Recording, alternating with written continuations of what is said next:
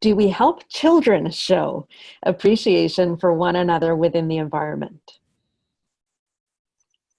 Is it something that you actively do? Maybe this is on the right track. Y'all can let me know.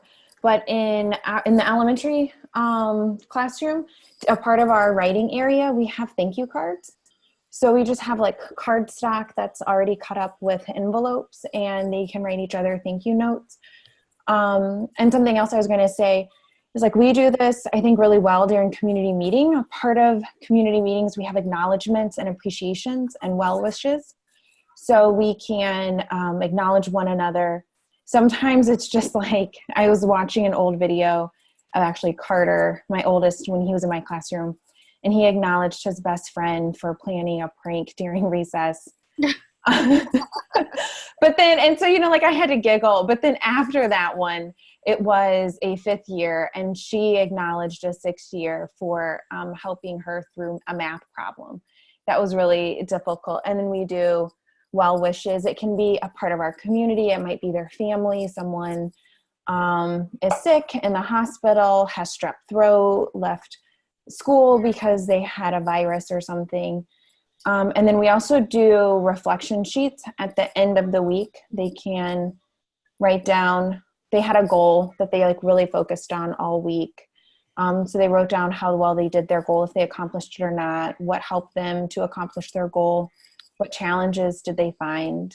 So I think maybe elementary is a little bit easier to do this. I don't know. Y'all could let me know, but I feel like it's very much the things that I probably should be doing with myself, but doing yet with my learners.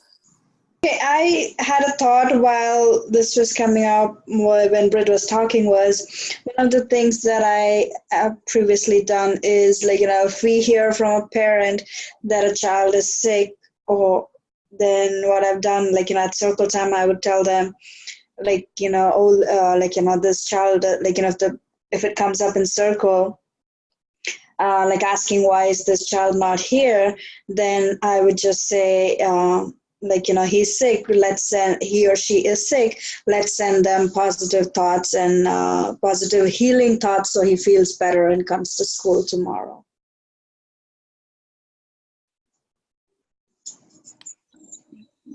That's lovely. In our school, the upper elementary children especially, but we're going to do it with the lower as well. Hetal, you brought to mind when somebody is sick, they actually call the child that is sick. And that has been so well received by the parents, by everybody. And it's a way of, communicating, saying we miss you. It's worked out really nicely. So it's actually one of the jobs, how they have the kitchen as a job. Then I don't remember what the name the children gave it, but it's a job that week to make sure they stay in touch with children that are away. And it's really worked nicely. I love that. What a wonderful grace and courtesy lesson. And I feel like it ties really well with the use of phones. That's such a big conversation, especially with upper L. I think a lot of us as adults have some type of anxiety around them having phones, but what a great way so that they can use the tool, and we're curving that really for them to use it for good through compassion and empathy for one another.